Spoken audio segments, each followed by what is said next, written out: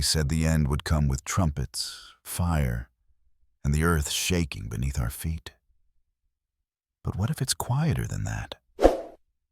What if the signs of the last days are already here?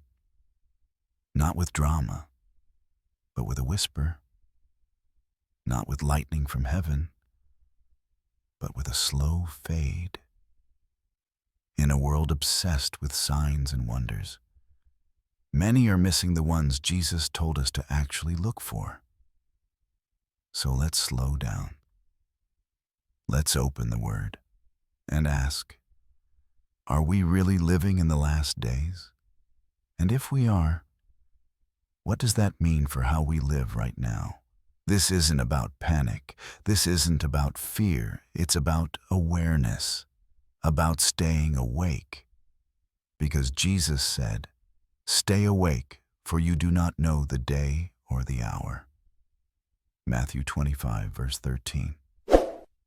So here are 5 biblical signs of the last days that most Christians are ignoring. But that scripture makes unmistakably clear. One of the enemy's greatest tactics is to distract us with the noise of now, so we miss the warnings of eternity. We scroll, we stress, we strive. But deep inside, there's a quiet whisper. This world is groaning. And Romans 8 verse 22 tells us that's true. All creation is groaning for redemption. Jesus didn't call us to fear the end. He called us to be ready for it. To live like oil is in our lamps, and our hearts are burning for His return. But here's the truth. The signs aren't just out there. They're in here, in the human heart. That's where the last days start. Sign number 1. Love is growing cold. Jesus said in Matthew 24, verse 12, "Because of the increase of wickedness, the love of many will grow cold." Not anger, not hatred. Love will disappear. When compassion dies, we're closer than we think. Sign number 2. Division is normalized.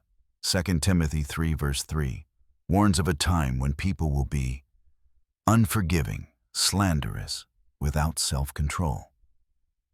Sound familiar? We've accepted division as normal, even in the church. But Jesus prayed for unity. Sign number 3. Truth becomes offensive. In 2 Timothy 4, verses 3 and 4, Paul said people will reject sound doctrine and chase what feels good instead. Truth won't be denied. It'll be mocked. And standing for it? Costly.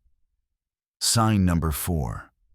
Many will fall asleep spiritually. Matthew 25 tells of 10 virgins waiting for the bridegroom. 5 were ready. 5 were not. They looked the same, but only those who stayed awake entered in. Sign number 5. The gospel is going everywhere. Matthew 24, verse 14. This gospel of the kingdom will be preached in the whole world, and then the end will come. Right now, the gospel is reaching places never thought possible, even through screens like this one. So, what do we do with all this? Do we panic? No, we prepare. Do we isolate? No, we intercede. We keep oil in our lamps. We keep truth in our mouths. We keep love in our hearts. And we keep our eyes on Jesus. This isn't the time to fall asleep. It's the time to wake up, to rise, to remember who you are. You are not just a consumer of content. You are a carrier of the kingdom. So stay grounded in the Word. Love like eternity depends on it. Speak truth even when it's costly, and live ready, like today could be the day He returns. Jesus is coming back, not with fear, but with fire in his eyes and love in his heart. Are you ready? If this stirred something in you, don't scroll past it. Like, comment, and subscribe to Christ's Agenda, where real faith meets the real world, and the Word still speaks.